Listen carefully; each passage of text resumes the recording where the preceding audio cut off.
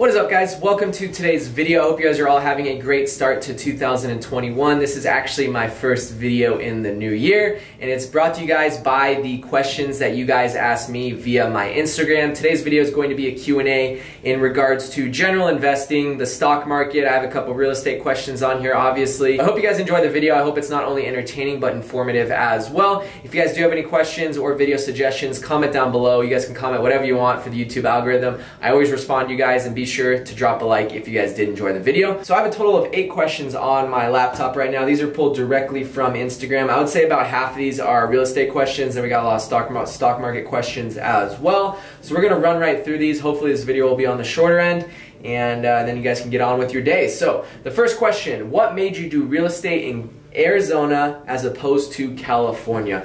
So the reason why someone asked this is I spent the last 3 years of my life in Los Angeles, in Hollywood specifically. I lived there since 2017. To be honest with you, the main reason why I chose Arizona when I was first starting out 2 years ago is because I couldn't afford properties in California, in Southern California specifically, at least in the areas that I wanted. I couldn't qualify for a big enough loan to cover that, and then I also didn't have enough for a down payment. I do think Arizona in general is a much more appreciating market than somewhere like California.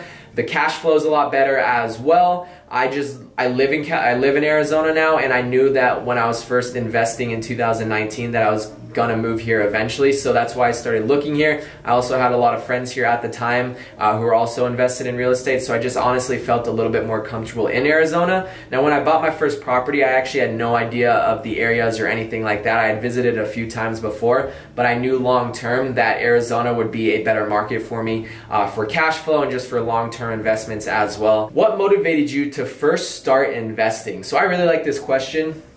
A lot of you guys don't know, because you guys have most likely have only known me for the last couple months here, or for those of you guys that followed my other YouTube channel maybe a little bit longer than that. But the main reason why I first started investing is because growing up, I never had a consistent, steady job. I've always worked for myself as an independent contractor. The only job that I worked for someone else and I actually had a boss at, and I was kind of like a 9 to 5, was when I was a sophomore in high school. I was 15 years old. The first job that I ever got, I actually worked at a grocery store called Albertsons. I bagged groceries at minimum wage. I only worked there a couple times a week, but that was really the only consistent income that I've ever had. All my other jobs that I've had, I do a lot of social media stuff. I did a lot of social media stuff. I modeled for the last 6 years. I run an online personal training website where I create meal plans and workout plans for people. I obviously do real estate now. None of these jobs ever promised me a consistent income. I'm grateful that I was able to take advantage of the opportunities that were presented to me. I would say that I did relatively good in all these aspects that I just mentioned, but nothing was ever consistent for me, and that honestly scared me and stressed me out. It still does, because I still don't have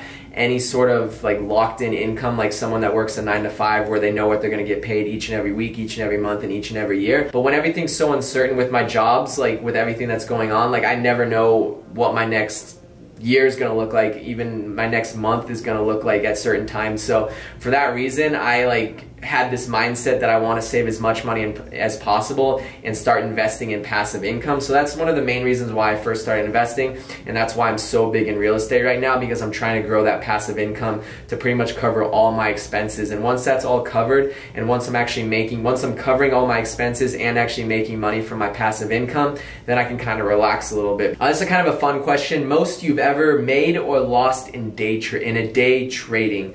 So my biggest loss was actually probably in 2018. It was when I was pretty new to investing, and I do think I had a lot more money than what I was comfortable losing into the stock market, and for that reason I actually sold at the worst possible time.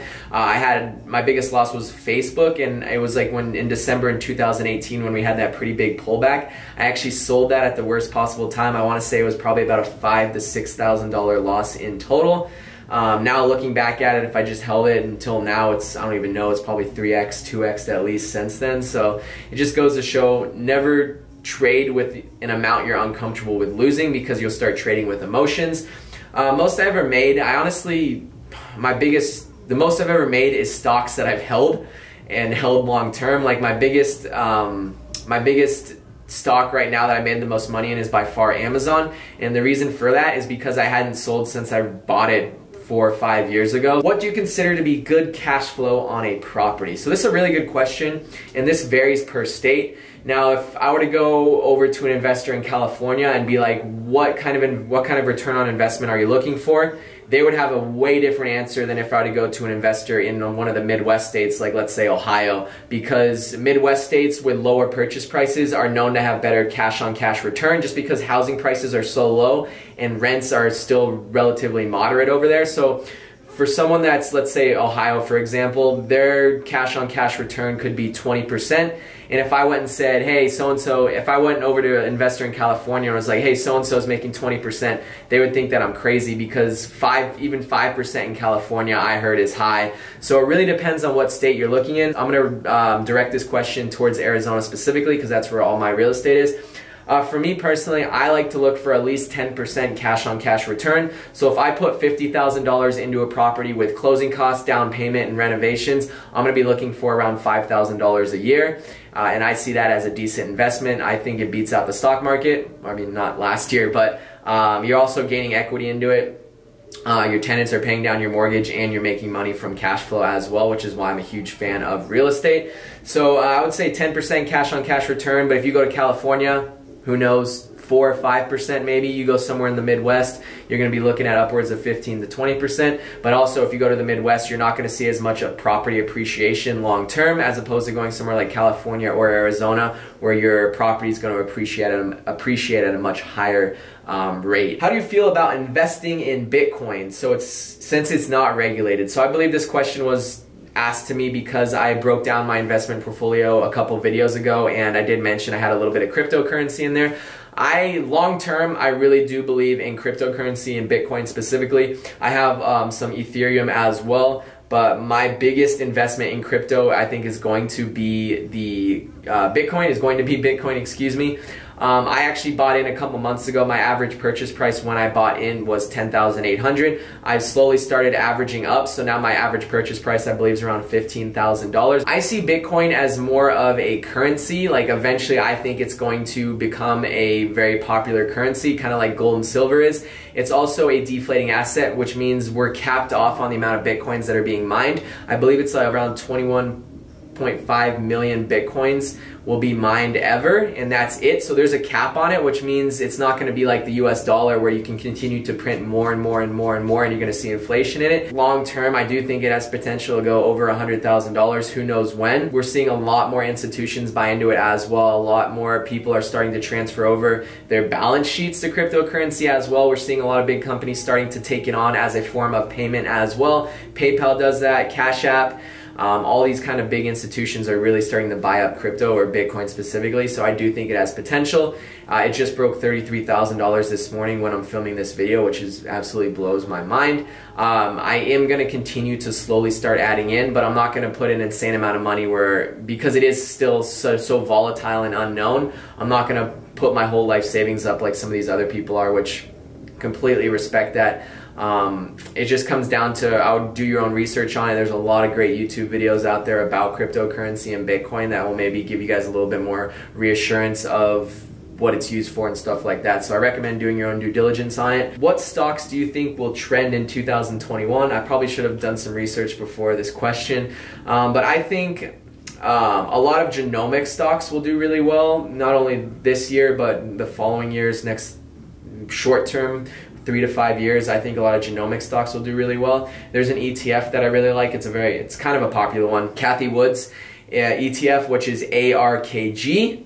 It's an ETF that has a bunch of genomic stocks in there, a bunch of genomic companies. Genomics is gene editing, and they think that in the next 5 to 10 years it can cure a lot of diseases, long-term diabetes, cancer even. So I do think it is worth having some money in there, and I do think it can be the next big thing. Artificial intelligence as well will be really big. Cathie Wood's, if you guys want to watch interviews on her, she's absolutely amazing. Her thought process and the research she does on it. I also think some technology companies obviously are going to continue to do well. I think Square is going to do well. Redfin, Zillow, I think stuff like that. Like, I'm starting to see it as a real estate agent. A lot of these big companies like Zillow, Redfin, Opendoor, OfferUp are all pretty much essentially going to take over real estate agents jobs eventually, so it's kind of like hedging against myself in a sense if I invest in those companies. So I think they'll do really well this year as well.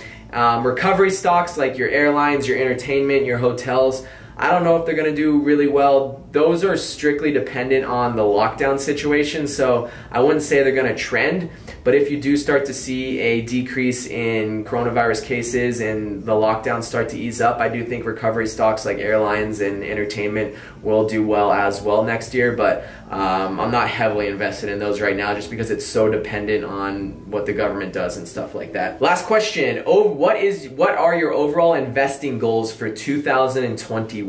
So one of my main goals is just to diversify my net worth a little bit more. As a lot of you guys know, a lot of my net worth is in real estate right now with my rental properties, with the flips. I do have a lot of money in the stock market as well, but my main goal is to kind of slow down on the real estate side and focus more on getting more money invested in the stock market, in the crypto, and just other passive investments.